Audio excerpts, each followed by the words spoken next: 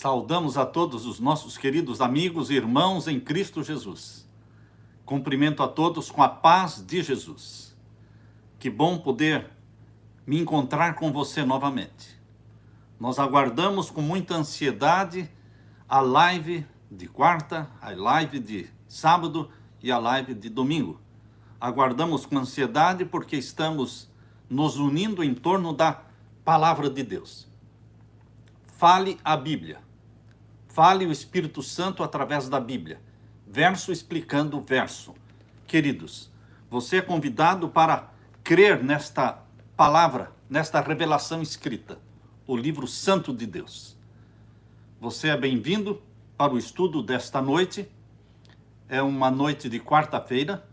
Nós queremos saudar os nossos irmãos queridos do Brasil, dos Estados Unidos, da Europa, da Ásia, da África. Onde você estiver, o Espírito Santo estará alcançando você aí onde você está.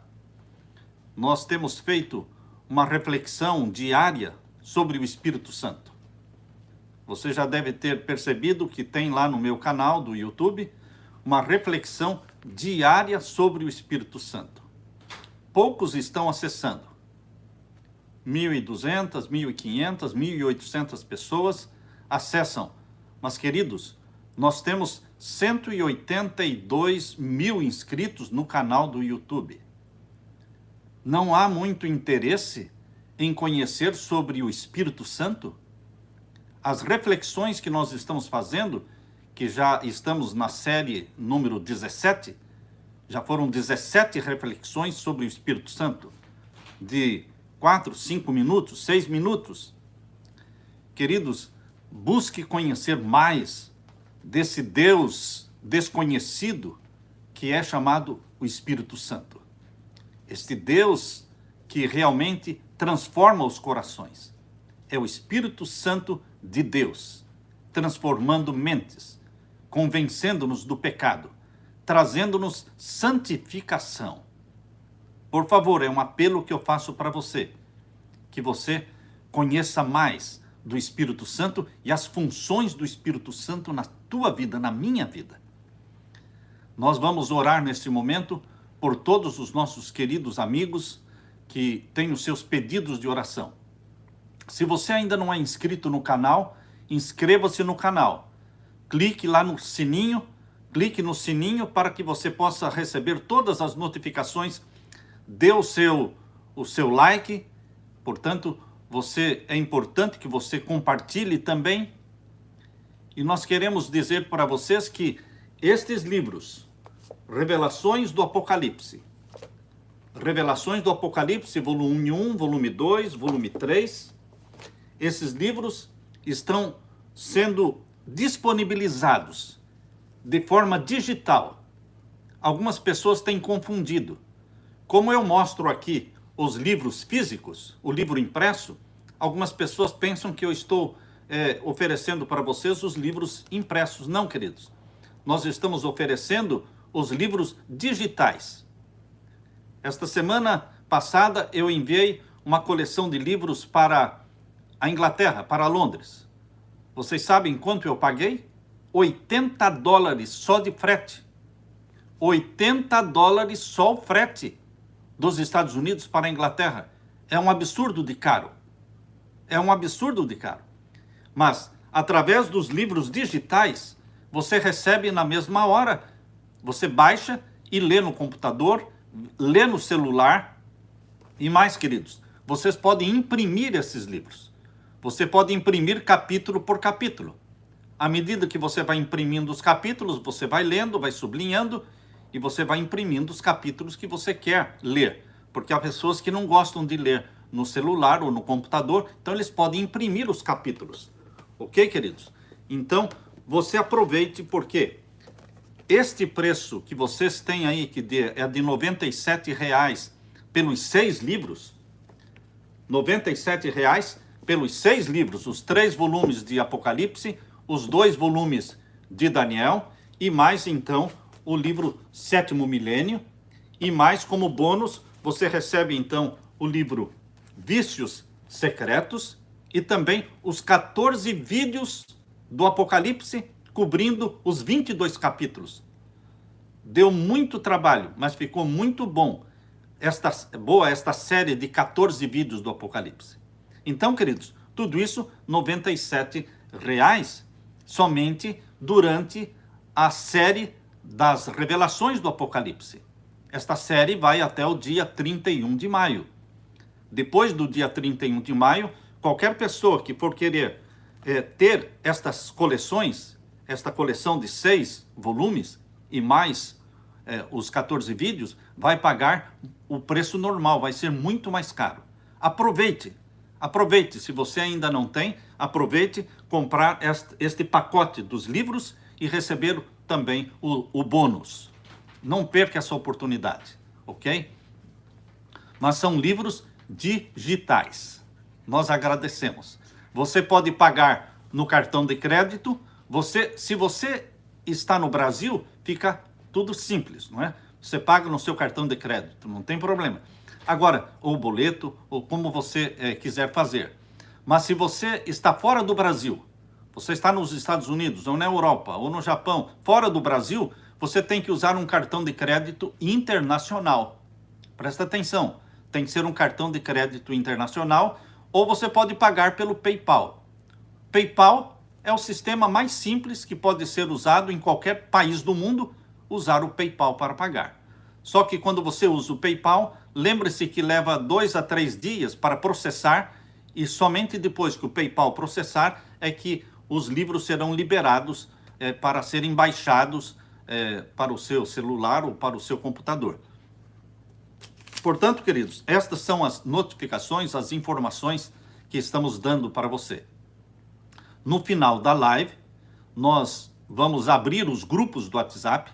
Se você não participa de nenhum grupo, você pode participar de algum dos grupos do WhatsApp. E no final da live, os grupos serão abertos para você fazer as perguntas. Hoje nós fizemos a resposta, perguntas e respostas, da live das 7 festas sagradas. As respostas, perguntas e respostas daquela live, 7 festas sagradas, nós fizemos hoje, estará subindo para o YouTube ainda hoje, e custa muito tempo, leva muito tempo para responder, pergunta a pergunta, mas vamos tentar responder todas. Vamos, neste momento, orar. Onde você estiver, você feche os seus olhos e se una a nós em oração, apresentando os seus pedidos de oração também. Pai Santo que estás nos céus, é em nome de Jesus que nos aproximamos do nosso Pai, Paizinho, que nos ama, que cuida de nós, como a menina dos teus olhos. Obrigado pelo Salvador Jesus Cristo, Santo e Venerável Jesus. Obrigado pelo Espírito Santo que nos assiste, que nos convence, que nos transforma, que abre a nossa mente, que lança luz sobre cada verso da Bíblia quando estamos lendo. Obrigado pelo Espírito Santo. Derrama sobre nós o teu Santo Espírito, Pai. Que onde os nossos irmãos estiverem, eles estejam ali sendo guiados e iluminados pelo Espírito Santo. Responde os pedidos que estão sendo feitos. Pedidos por curas, pedido por salvação, pedido por perdão, pedido por conversão de pessoas que nós queremos salvar. Responde todos os pedidos, Pai querido, tirando glória para o teu nome. Abre a nossa mente neste exato momento, quando vamos abrir a Bíblia para estudarmos sobre visões das portas abertas no céu. Que o Senhor abra a nossa mente para entender esta mensagem. Em nome de Jesus. Amém, Senhor. Amém. Pode estar se perguntando, pastor, o que quer dizer este título? Visões das portas abertas no céu. Queridos, no Apocalipse, a Bíblia fala 2 vezes sobre portas abertas no céu. Uma vez está na carta que Jesus escreveu para a igreja de Filadélfia.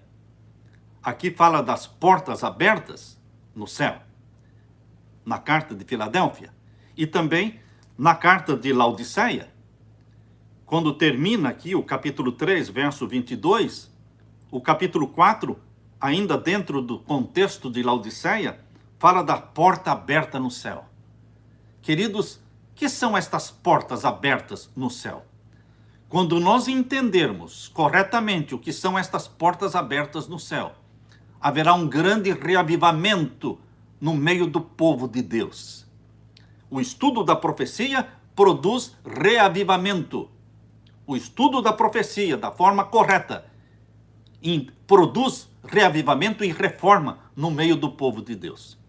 Quando você lê o Apocalipse, quando você ouve as explanações das igrejas, dos selos, das trombetas, dos reis do Apocalipse 17, quando você ouve e você não entende, quando a sua mente fica confusa, é porque está errado. Quando a interpretação está correta, quando a interpretação é aquela que o Espírito Santo está dando, vai ficando tudo claro na sua mente. Tudo vai se encaixando, como peças num quebra-cabeça, tudo vai se encaixando. Mas quando as coisas ficam confusas, como hoje uma pessoa me escreveu dizendo: pastor, quanto mais eu ouço as explicações sobre 7 trombetas, mais confusa eu fico. Exatamente. Por quê? Porque quando na mente da pessoa que está explicando o assunto é confuso, ele transmite, ele passa confusão para a mente dos outros. Mas quando na sua mente, a mente daquele que está explicando, aquele que está pregando, se na mente dele as coisas são claras, ele passa essa clareza, essa certeza para aqueles que estão ouvindo. Portanto, queridos, o Apocalipse é um livro aberto. O livro do Apocalipse não é um livro difícil de entender. Ele se torna difícil quando nós torcemos o Apocalipse. Quando nós torcemos, quando nós não queremos aceitar da forma como Deus escreveu o Apocalipse, então ele se complica. Se complica. Então nós queremos agora convidar você para abrir o Apocalipse, aqui no capítulo 1. No capítulo 1 de Apocalipse, você vai encontrar no verso 12. Abra sua Bíblia. Anote aí num caderno, anote todos os versos que nós vamos ler. Anote também as perguntas que você tiver na sua mente. Aqui nós vamos ver em Apocalipse capítulo 1 e o verso 12. Quando João teve essa revelação de Jesus Cristo na ilha de Patmos. Jesus apareceu para João no capítulo 1. Todo o capítulo 1 é a aparição de Jesus para João. E então, no verso 12, João já de início disse: eu me virei para ver quem falava comigo, e virando-me, vi 7 castiçais de ouro. Queridos, antes de João ver Jesus, porque ele viu Jesus, não é? Aqui no verso 13. No verso 13, João viu Jesus. Mas antes de ver Jesus, João viu 7 castiçais de ouro. É um candelabro, é um candeeiro. Na realidade, queridos, o que João primeiro viu foi o lugar santo do santuário celestial. Quando João recebeu esta visão, foi por volta do ano 90 até o ano 100, no primeiro século, entre o ano 90 e o ano 100, foi o período que João esteve na ilha de Patmos, foi quando ele recebeu a visão do Apocalipse.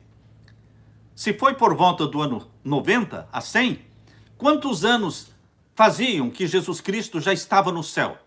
Quantos anos já tinham se passado desde que Jesus morreu na cruz, no ano 31, ressuscitou no ano 31, subiu ao céu no ano 31. Do ano 31 até o ano 90, 30 para 90 são 60. Então, queridos, mais de 60 anos Jesus já tinha sido entronizado no céu.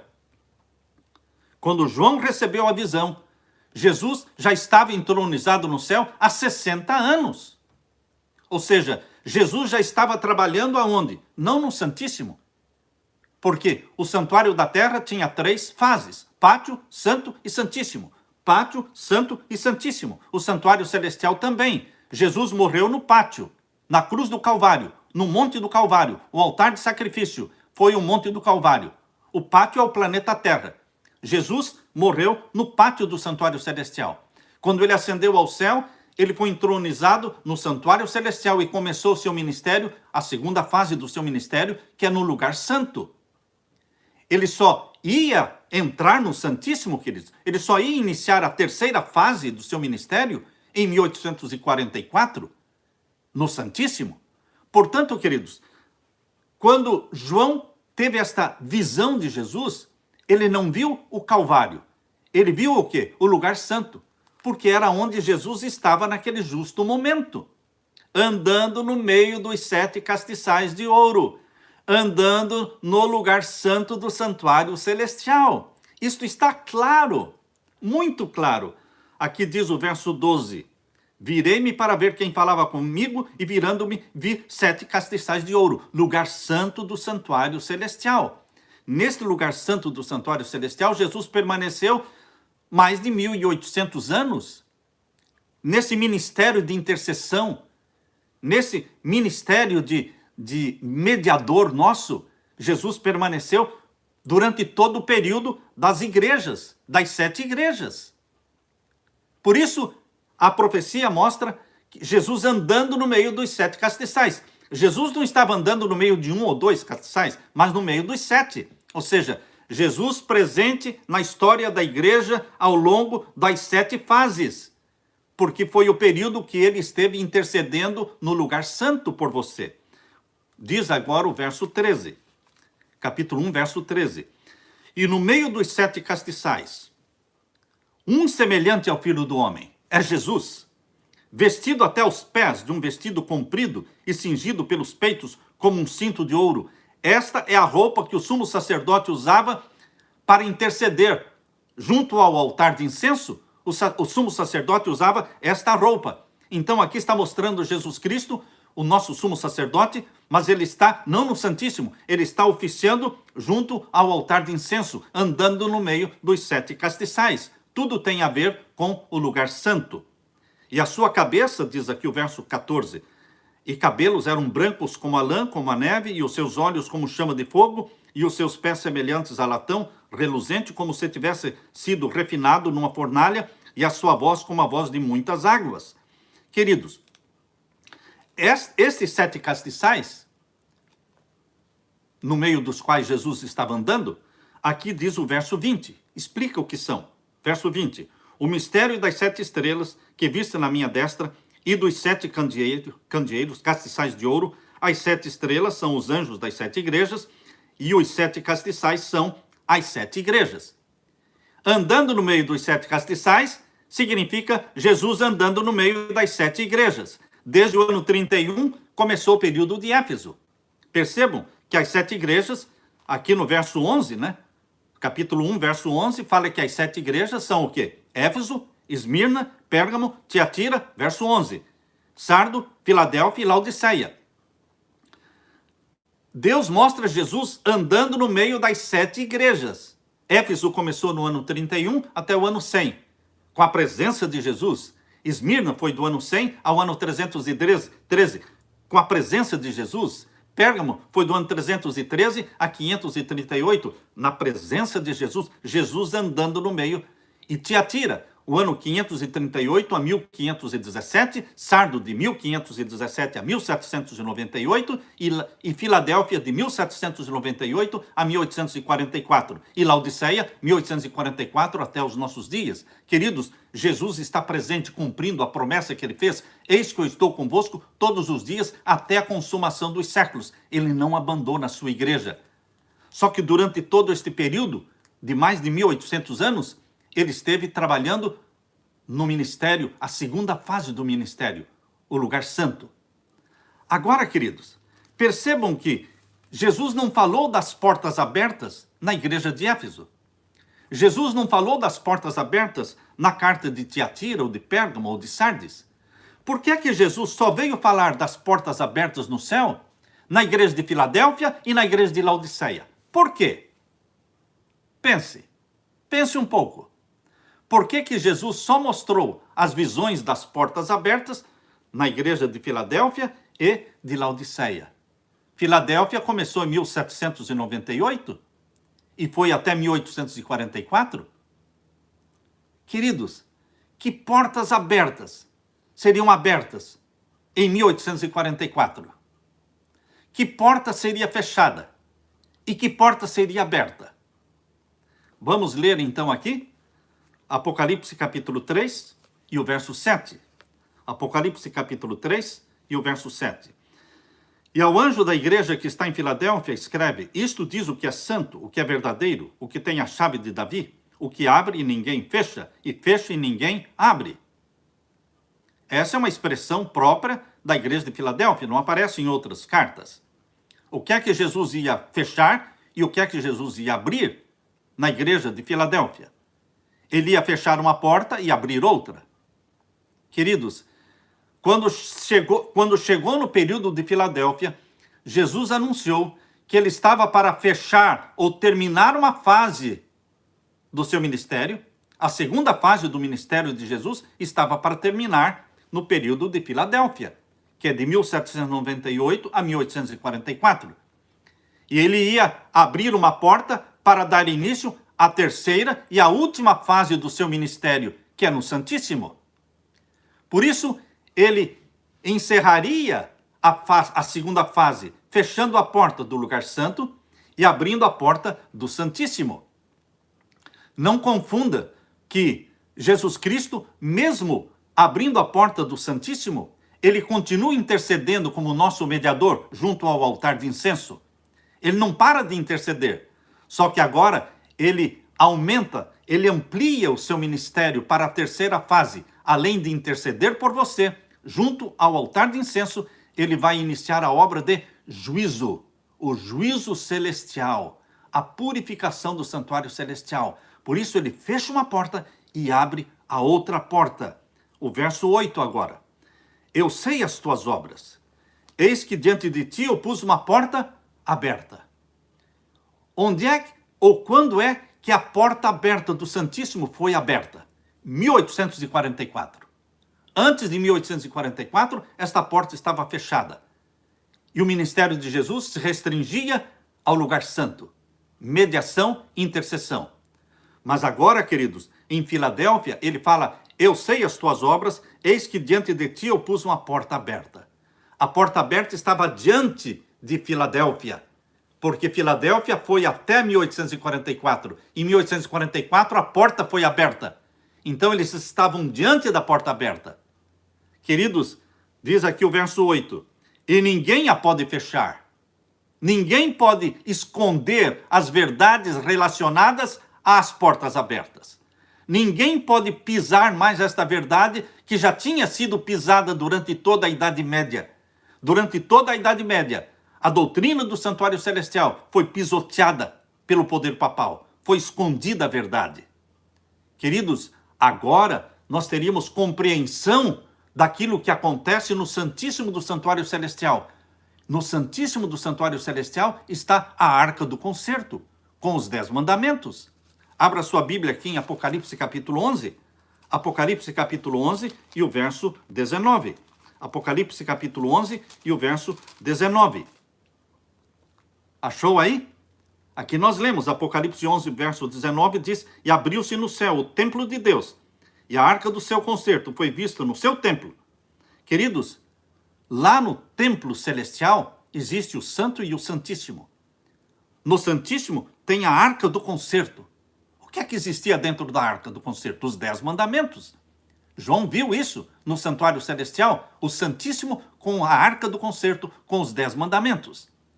Enquanto a porta do Santíssimo não fosse aberta, não existia luz sobre os 10 mandamentos. A lei de Deus estava esquecida. O sábado não estava sendo guardado. Mas, queridos, uma vez que a porta do Santíssimo se abre, Deus derramou luz sobre as verdades relacionadas ao lugar santíssimo do santuário celestial. Por isso, queridos, em 1844, Deus trouxe luz sobre a santidade dos 10 mandamentos. Por isso, em 1844, Jesus Cristo começou o juízo celestial. E no juízo celestial, a norma do juízo é a lei de Deus. Deus não julgaria a sua igreja sem primeiro revelar sobre a norma do juízo. Abra sua Bíblia em Tiago.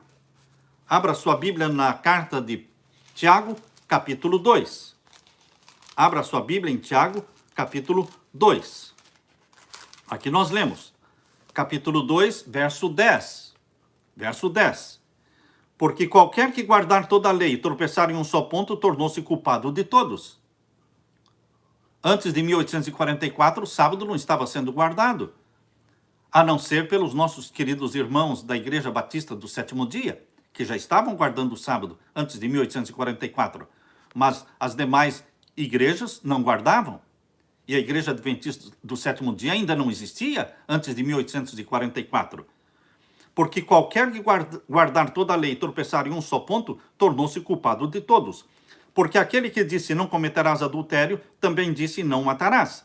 Se tu, pois, não cometeres adultério, mas matares, estás feito transgressor da lei. Assim falai e assim procedei, como devendo ser julgados pela lei da liberdade. No juízo celestial, a norma do juízo é a lei de Deus, os 10 mandamentos. Não pode existir juízo celestial, julgamento, sem que haja conhecimento e luz sobre a lei de Deus, a lei do juízo, a norma do juízo.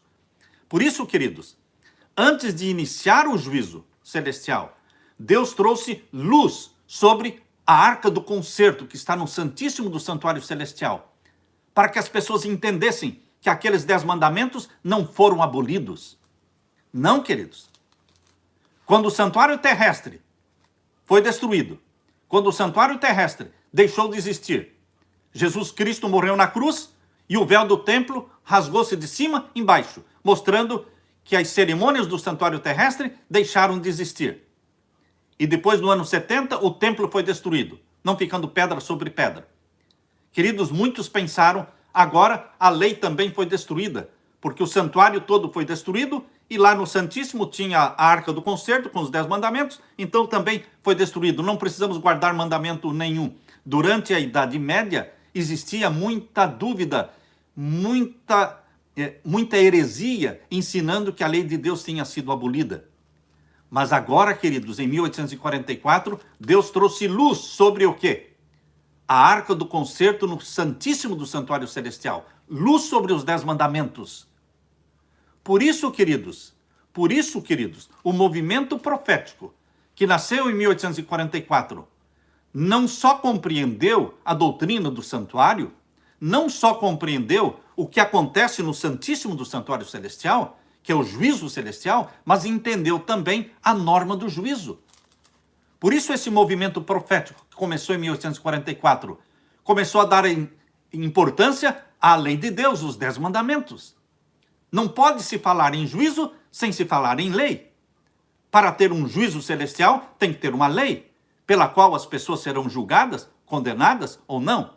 Portanto, queridos, aqui, voltando agora para Apocalipse, o capítulo 3, quando fala aqui no verso 8, capítulo 3 de Apocalipse, verso 8, eu sei as tuas obras, eis que diante de ti pus uma porta aberta, e ninguém a pode fechar, tendo pouca força, guardaste a minha palavra e não negaste o meu nome. Queridos, esta porta aberta é a do Santíssimo.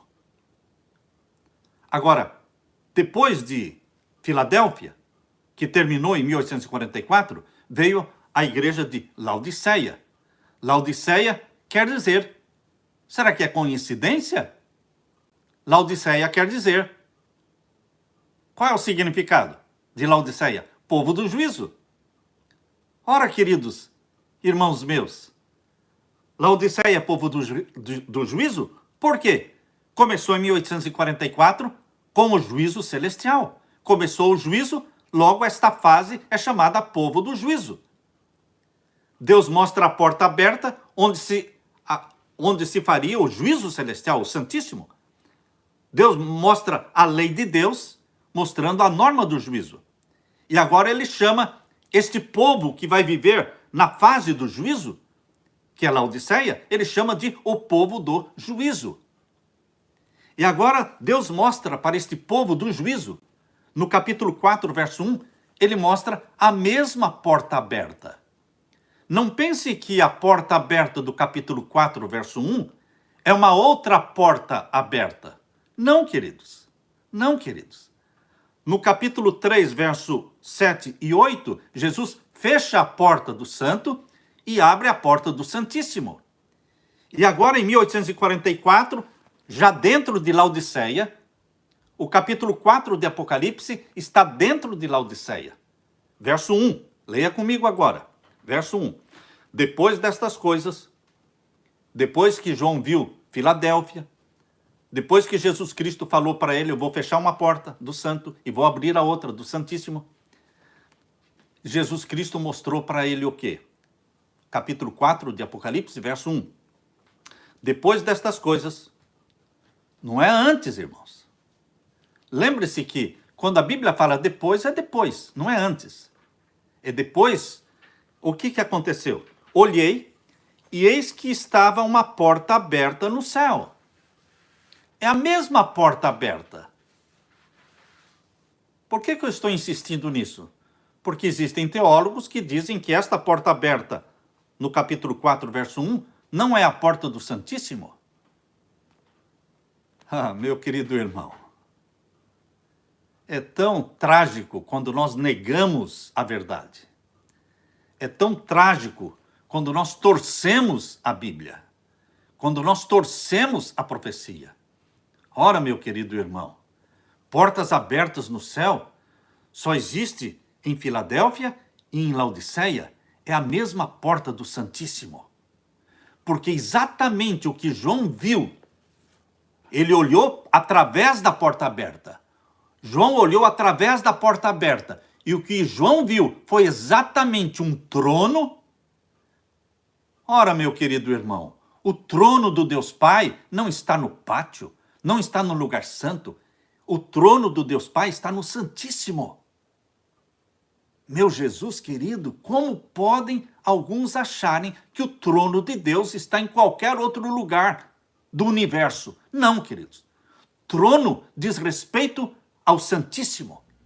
Trono diz respeito a juízo celestial. Por isso, a porta aberta do capítulo 4, verso 1, é a mesma porta aberta do Santíssimo. Vamos ler, verso 1. Depois destas coisas olhei e eis que estava uma porta aberta no céu. E a primeira voz que, como de trombeta, ouvira falar comigo, disse, sobe aqui. João foi transportado pelo Espírito Santo em mente, não é? Mentalmente ele foi transportado para onde? Para o Santíssimo do Santuário Celestial. Sobe aqui e mostrar-te-ei as coisas que depois destas devem acontecer. Depois destas acontecer.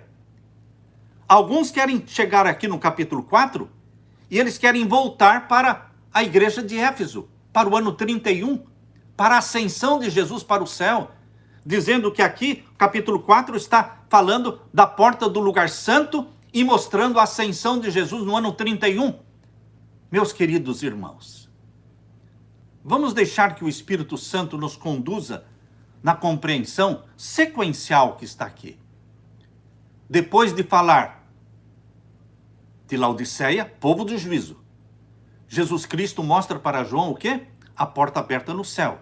E fala, João, eu vou mostrar para você o que vai acontecer depois destas coisas. Não é voltando para o ano 31 na igreja de Éfeso, Esmirna, não. É daqui para frente, é de Laodiceia para frente. É isso que a Bíblia está ensinando. E eu mostro, e Jesus mostrou para João o trono. Veja agora o verso 2. Capítulo 4, verso 2. E logo fui arrebatado em espírito. Para onde João foi arrebatado em espírito? Para o pátio? Para o lugar santo? Queridos, Jesus já tinha dado a visão para João do lugar santo. Onde é que Jesus deu a visão para João do lugar santo? No capítulo 1, verso 12, verso 13. Capítulo 1, verso 12, verso 13, já tinha mostrado o lugar santo e Jesus vivendo, andando no meio dos 7 castiçais no lugar santo. Será que agora Jesus ia dar outra visão para João do mesmo lugar santo? Não, queridos. É para frente. Profecia nos leva para frente, não para trás. Depois destas coisas, é depois destas coisas, não é antes. Por isso, João foi transportado, aqui diz o verso 2, leia comigo, capítulo 4, verso 2. E logo fui arrebatado em espírito, e eis que um trono estava posto no céu, e um assentado sobre o trono. Para onde? Que lugar do santuário celestial João foi transportado? Para o Santíssimo, onde ele viu o quê? O trono do Deus Pai. E o trono do Deus Pai não estava sozinho. O trono do Deus Pai estava cercado por 24 outros tronos. E quem estava sentado nesses 24 tronos? Os anciãos, 24 anciãos, humanos, salvos pelo sangue de Jesus, ressuscitados, glorificados juntamente com Jesus, lá no ano 31. Eles foram ressuscitados, glorificados com Jesus. Não foram só 24 anciãos, foi uma multidão de santos, mas Deus escolheu no meio daquela multidão de santos glorificados, que subiram para o céu com Jesus, Deus escolheu 24 anciãos para trabalharem no santuário celestial com Jesus. É isso mesmo. Jesus tem a ajuda de 24 anciãos que trabalham com ele no santuário celestial. E isto está já ensinado na doutrina do santuário terrestre, porque na doutrina do santuário terrestre existiam 24 turnos.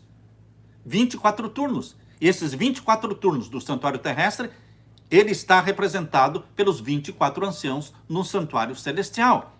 Só que aqui no capítulo 4 eles estão assentados em tronos. Trono diz respeito a juízo. Trono diz respeito a julgamento. E aqui diz, capítulo 4, verso 4. E ao redor do trono, 24 tronos. E vi assentados sobre os 24 tronos, 24 anciãos, vestidos de vestidos brancos. Eram pecadores redimidos, comprados pelo sangue de Jesus, vestidos de vestidos brancos. Lá em Apocalipse capítulo 19, explica que os vestidos brancos representam a justiça dos santos. Jesus nos veste com os mantos da justiça dele. E nós somos vestidos de linho branco, puro e resplandecente. E esta é a vestimenta dos 24 anciãos. Mas os 24 anciãos, eles tinham também sobre as suas cabeças o quê? Coroas de ouro, porque eles já ressuscitaram glorificados. Eles foram apresentados por Jesus diante do Pai como primícias lá no ano 31. Mas aqui não está falando disso, aqui está mostrando eles sentados em tronos, já com a coroa de ouro na cabeça. Ou seja, queridos, eles estavam investidos de poder para participarem, juntamente com Jesus Cristo, do juízo celestial. Por isso eles estão no Santíssimo, para participarem do juízo celestial. Agora, queridos, vejam, depois que Deus mostra os 24 anciãos, Deus mostra também os 4 querubins. Vejam aí, os 4 querubins. Verso 6, leia o verso 6. Capítulo 4, verso 6. E havia diante do trono um como mar de vidro, semelhante ao cristal. E no meio do trono estava o Pai assentado, não é? E ao redor do trono tinha os 24 tronos, mas não eram só os 24 tronos. Ao redor do trono também tinha o quê? 4 seres viventes. 4 criaturas viventes, cheias de olhos por diante e por detrás. E o primeiro ser vivente era semelhante a um leão. O leão simboliza que tribo, irmãos? A tribo de Judá. O leão simboliza a tribo de Judá. E o segundo ser vivente semelhante a um bezerro. E o terceiro semelhante ao rosto de um homem. E o quarto ser vivente era semelhante à águia. Queridos, estes 4 seres viventes, diz o verso 8, tinham cada um 6 asas. Eram anjos querubins. Assim como no santuário, presta atenção, queridos. Isso aqui é irrefutável. Nós estamos falando do Santíssimo do Santuário Celestial. Porque os querubins, eles não estavam no pátio do santuário terrestre, os querubins não estavam no lugar santo, é lá no Santíssimo, de um lado e de outro lado da arca do concerto, contendo os 10 mandamentos, de um lado e de outro lado, no Santíssimo, tinham 2 querubins de ouro. Queridos, esta era uma representação do Santíssimo no santuário celestial. O trono de Deus está cercado não por 2, mas por 4 querubins. 4 querubins. E o que esses 4 querubins falavam? Aqui diz que eles diziam: Santo, Santo e Santo é o Senhor Deus Todo-Poderoso, que era, que é e que há de vir. E agora o verso 11. Digno és, Senhor, de receber a glória e honra e poder, porque tu criaste todas as coisas e por tua vontade são e foram criadas. Queridos, e agora o capítulo 5, verso 1. Capítulo 5, verso 1, continua a mesma cena. O Pai assentado sobre o trono, 24 outros tronos e mais os 4 seres viventes. E agora aparece, capítulo 5, verso 1, aparece o livro na mão do Pai. O livro selado com 7 selos aparece na mão do Pai no Santíssimo do Santuário Celestial. E é no Santíssimo do Santuário Celestial que o Filho do Homem, Jesus Cristo, entra para receber o livro selado com 7 selos da mão do Pai. É no Santíssimo. Não foi no pátio, não foi no lugar santo, foi no Santíssimo. E Jesus Cristo entrou no Santíssimo para receber o livro selado com 7 selos da mão do Pai em 1844. Porque diz respeito ao juízo. Porque é a era do juízo, é Laodiceia, é povo do juízo. É o Santíssimo do Santuário Celestial. Por isso diz aqui, queridos, capítulo 5, verso 1. E vi na destra do que estava sentado sobre o trono um livro escrito por dentro e por fora, selado com 7 selos. E vi um anjo forte, bradando com grande voz: quem é digno de abrir o livro e desatar os seus selos? E ninguém no céu, nem na terra, nem debaixo da terra, podia abrir o livro, nem olhar para ele. E eu chorava muito. Eu chorava muito. Queridos, porque ninguém havia achado digno de abrir o livro, nem de olhar para ele. E naquele choro de João, ele foi consolado por um dos 24 anciãos. Lógico, ser humano consola ser humano, não é? E aqui diz o verso 5. E disse-me um dos anciãos: não chores, João. Eis aqui o leão da tribo de Judá. Queridos, a figura de Jesus como cordeiro representa aquilo que ele fez no pátio. A figura de Jesus como sacerdote representa aquilo que ele fez e faz no lugar santo. Mas a figura de Jesus Cristo como leão da tribo de Judá, a figura de Jesus como leão da tribo de Judá não diz respeito ao pátio nem ao lugar santo, mas mostra Jesus como juiz no juízo celestial. Porque o Pai constituiu o Filho como juiz. O Pai assentado no trono não julga ninguém. Porque o Pai assentado no trono foi o primeiro ser acusado no universo. Antes de Lúcifer ser expulso do céu, com 1/3 dos anjos, ele acusou o Pai. Lançou acusações pesadas sobre o Pai. Jesus Cristo defendeu o Pai e expulsou Lúcifer do céu. Mas as acusações permaneceram. Então foi marcada a corte celestial. Foi marcado o dia da corte celestial, do juízo celestial, em que o nome do Pai seria reivindicado, justificado, defendido. Por quem? Pelo Filho. Por isso o Filho viveu e morreu e ressuscitou, para poder ter autoridade e dignidade para abrir o livro selado com 7 selos e defender o Pai na corte celestial. Foi marcado o dia da corte, 22 de outubro de 1844, no final dos 2.300 anos. Esta é a data da corte celestial. Queridos, e aqui diz, verso 5, capítulo 5, verso 5, e disse-me um dos anciãos: não chores, eis aqui o leão da tribo de Judá, a raiz de Davi, que venceu para abrir o livro e desatar os seus 7 selos. A figura de Jesus como leão da tribo de Judá está falando de Jesus como juiz, não como cordeiro, não como mediador, mas como juiz. Está claro isso, irmãos? Por isso Jesus como juiz, nomeado pelo Pai. João capítulo 5. João capítulo 5, verso 22.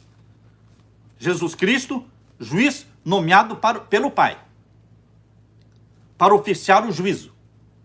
João capítulo 5 e o verso 22. Leia comigo.